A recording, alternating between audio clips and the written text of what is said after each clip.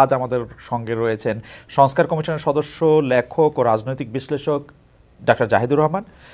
Doctor Zahidur Rahman, আপনাকে ধন্যবাদ, আপনি আমাদের অনুষ্ঠানে আমাদেরকে সময় দিয়েছেন। আপনাকে স্বাগত জানাই আমাদের অনুষ্ঠানে যুক্ত হওয়ার জন্য। খোদ রাজধানীর বুকে একটা স্পষ্ট ডাকাতি হয়ে যাচ্ছে।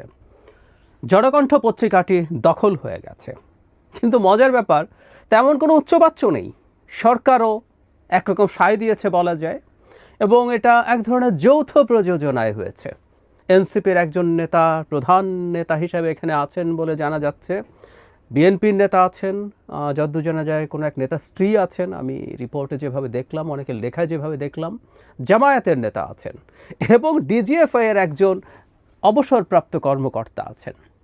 মানে সব মিলিয়ে এই পত্রিকাটা দখল হলো, ডাকাতি হলো, মানে এক বিভৎস ব্যাপার। এবং উচ্চবাচ্য তেমন একটা নেই। আমাদের মেইন স্ট্রিমে কিন্তু নিউজটা এখনও আসেনি। তার মানে সংবাদপত্র আদতে কতটুকু স্বাধীন এই সরকারের সময়ে, সেই আলাপটাও আসলে নতুন করে করতে হবে। কেন তারা করছে না, কিসের ভয় তাদের? আমাদের প্রধান উপদেষ্টা প্রেস সেক্রেটারি যেমন বলেছিলেন, পত্রিকায় যারা যায় তারা মব না, তারা প্রেশার গ্রুপ। তার মানে কি পত্রিকারা এখন প্রেশার গ্রুপের ভয় করছে? কারণ এই জনকণ্ঠেও এই ধরনের মব তৈরির, মানে এখন তো এক নতুন মব বাংলাদেশে উদ্ভব হয়েছে। মবের সাথে একটা স্পন্টেনিয়াস হওয়ার ঘটনা আছে, কিন্তু না, এখানে পরিকল্পনা করে কিছু লোকজন দিয়ে মব তৈরি করা হয়। যাই হোক, অনেক কথাবার্তা লেখা হচ্ছে। আমি জনকণ্ঠের বর্তমানে যারা মালিক তাদের একজন, তার একটা বক্তব্য অনলাইনে ছড়িয়ে পড়েছে। সেখানে যা যা শুনলাম, মানে এই তো খুবই মর্মান্তিক ব্যাপার, খুবই মর্মান্তিক ব্যাপার। ইনফ্যাক্ট জনকণ্ঠের প্রিন্টার্স লাইন টাইন সব পাল্টে গেছে, সেখানে নতুন নতুন সব নাম আছে। আগে যারা ছিলেন তারা ফ্যাসিবাদের দোসর, এই আলাপ করে তাদেরকে বহিষ্কার করা হয়েছে এবং দখল করে ফেলা হয়েছে রীতিমতো একটা পত্রিকা। জনকণ্ঠ নিয়ে আমাদের দীর্ঘদিনের অভিযোগ আছে, এগুলো আদতে কোনো পত্রিকা ছিল না। জনকণ্ঠকে আমি পত্রিকা মনে করি না। শেখ হাসিনার গত 15 বছরে তারা যে ধরনের রোল প্লে করেছে, অনেক আগে আমরা যখন খুব ছোট, তখন জনকণ্ঠ একসময় আমার যদ্দূর মনে পড়ে কয়েকটা জেলা থেকে একসাথে প্রিন্ট হতো। ফলে দূরের জেলাগুলো আগে পত্রিকা বিকালে সন্ধ্যায় হয়ে যেতে জনকণ্ঠ সকালবেলায় পত্রিকা পাওয়া যেত। সো এরকম একটা ইউএসপি দিয়ে তারা বেশ বাজার পেয়েছিল এবং কিছু ভালো খবর টবর একসময় দিত। পরবর্তীতে এটা আওয়ামী লীগের নির্লজ্জ প্রোপাগান্ডা করা ছাড়া আর খুব বেশি কিছু করেছে বলে আমি মনে করি না। এবং এই পত্রিকার সেই অর্থে কোনো ক্রেডিবিলিটিও ছিল না। মানে এইসব পত্রিকার কোনো প্রভাব আদতে সমাজে ছিল কিনা আমার সন্দেহ আছে, যে ঢঙ্গে যে ভাষায় তারা শেখ হাসিনার প্রোপাগান্ডা চালাতো। অভিযোগ আছে, সমালোচনা আছে, সেটা নিয়ে আমাদের কোনো না কোনো পদক্ষেপ নেওয়ারও আছে। কিন্তু এটা আমরা করতে পারি যে একটা ব্যক্তিগত সম্পত্তি এভাবে দখল করে ফেলবো আমরা? জনকণ্ঠ একটা ব্যক্তিগত সম্পত্তি, এটা দখল করা মানে স্রেফ দিনে দুপুরে ডাকাতি করা। এই কাজটিই হলো।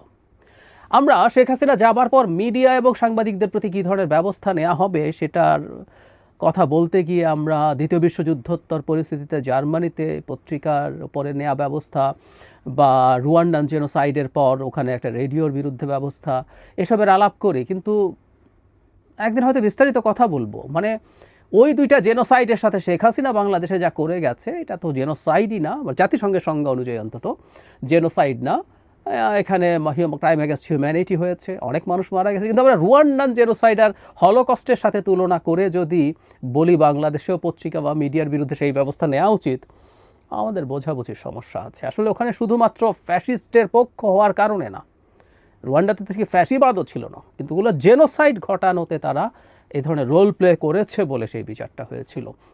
আমাদের দেশেও শেখ হাসিনাকে এসব করতে তারা ইন্সপায়ার করেছে, কিন্তু শেখ হাসিনা যা করেছে ওইটা স্কেল কোনোভাবে ওই দুটোর সাথে তুলনীয় নয়। শেখ হাসিনা বিভৎস ঘটনা ঘটিয়েছে, এতে কোনো সন্দেহ নেই, কিন্তু ওই দুটোর সাথে তুলনীয় নয়। তারপর আমরা যদি মনে করি শেখ হাসিনা পরবর্তী সময়ে শেখ হাসিনার সাথে লাইন্ড যেসব জার্নালিস্ট এবং পত্রিকা বা মিডিয়া ছিল, সেগুলোর ব্যাপারে আমরা কী নেব? এটার ব্যাপারে স্টেট ব্যবস্থা নেবে, আমাদের রাষ্ট্র, আমাদের সরকার সিদ্ধান্ত নেবে সবার সাথে আলাপ আলোচনা করে এগুলোকে নিয়ে আমরা কী করতে পারি, কী করতে চাই।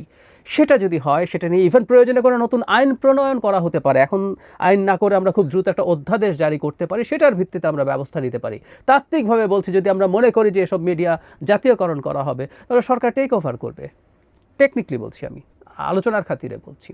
কিন্তু এইভাবে কিছু লোকজন গিয়ে এটা দখল করবে এবং সরকারের সায় থাকবে, পুলিশ চেয়ে পাওয়া যাচ্ছে না, মালিকপক্ষ অভিযোগ করছে, না পাওয়া যাওয়ারই কথা। শেখ হাসিনা বিরোধী প্রত্যেকটা গ্রুপ যখন এখানে একত্র হয়েছে, এনসিপি, জামায়াত, বিএনপি, সবাই, তখন এখানে পুলিশ চেয়ে না পাওয়ারই কথা। সরকারের দিক থেকে ন্যূনতম কোনো স্টেটমেন্টও নাই, পদক্ষেপ দূরেই থাকুক।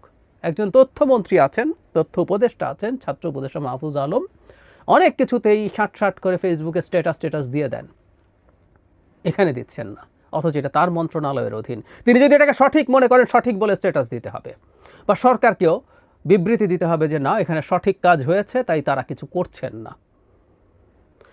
আমরা আসলে যখন এরকমভাবে কাজ করি, নিজের গায়ের জোরের কাজ করি, শেখ হাসিনাও গায়ের জোরের কাজ করেছিলেন। শেখ হাসিনা গায়ের জোরের কাজ করতেন বলে আমরা এটাকে মগের মুল্লুক বলতাম। মগের মুল্লুকে আইন কানুন থাকে না, গায়ের জোরের কাজ হয়। ঠিক এখন আমাদের যেহেতু গায়ের জোর আছে, আমরা সেটা চাপিয়ে দেওয়ার চেষ্টা করছি শেখ হাসিনার সাথে এবং শেখ হাসিনার দোসরদের সাথে। জনকণ্ঠ শেখ হাসিনার দোসর ছিল, এটা নিয়ে আবার ডিবেট নাই, আবারও বলছি।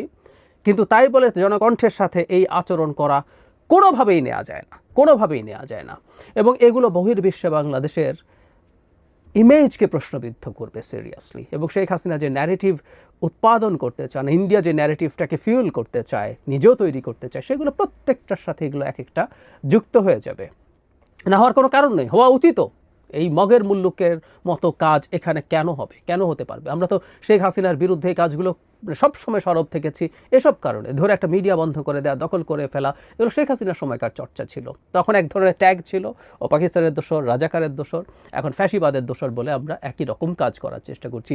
মুখে বলি, মুখে বলার বিরুদ্ধে আমরা প্রতিবাদ করি, কিন্তু এখানে আমরা কার্যকর ক্ষেত্রে এসে দেখি বাস্তবে একই রকম আচরণ হচ্ছে।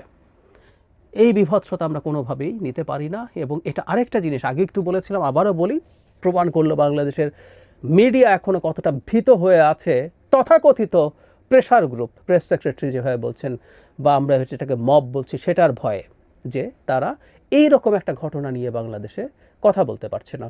অথচ এগুলো নিয়ে তো কথা বলার কথা ছিল, এগুলো নিয়ে তো টক শোতে আলাপ হওয়ার কথা ছিল। প্রতিদিন 2-3টা টক শোতে যায়, কোথাও এই জনকণ্ঠের আলাপ আনা হয় না। তো সোশ্যাল মিডিয়াতে খুব কম মানুষ কথা বলছেন, কারণ এই যে আমি বলছি, আমি জানি, আপনারা লিখে রাখুন, অনেকে আমাকে এবার শেখ হাসিনার দোসর বানিয়ে দেবেন, ভারতের দোসর বানাবেন। নতুন নতুন সব বিপ্লবী 24 সালে 5 অগস্টের পর থেকে দেখি, আর আমাদের লম্বা ট্র্যাক রেকর্ড আছে, দেখেছি আমরা এগুলো কী করেছি, অনেকেই জানেন। কিন্তু এই যে ট্যাগ দিয়ে দেওয়া হবে, কারণ আমি বাংলাদেশকে শেখ হাসিনার পথে না যাওয়ার বিরুদ্ধে কথা বলছি বলে, এবং মনে হচ্ছে আমি আসলে জনকণ্ঠের কথা বলছি না, আমি জনকণ্ঠের অধিকারের কথা বলছি। একটা স্টেটে, একটা রাষ্ট্রে সবচেয়ে বড় অপরাধীও ন্যায় বিচার পাবে, ন্যায় বিচার পাবে। সেটা যদি না পায়, ওটা আসলে রাষ্ট্র হয়ে ওঠে না, ওটা মগের মুল্লুক হয়ে যায়। যার জোর আছে সেটা এটা করবে। একসময় শেখ হাসিনার জোর ছিল, আমরা মার খেয়েছি, এখন আমরা শক্তিশালী হয়ে উঠেছি শেখ হাসিনার পতনের পর। এবার আমরা বল প্রয়োগ করবো শেখ হাসিনা এবং তার অ্যালাইন লোকজনের সাথে। এটা মগের মুল্লুক, সরি, এটা কোনো রাষ্ট্রের লক্ষণ না।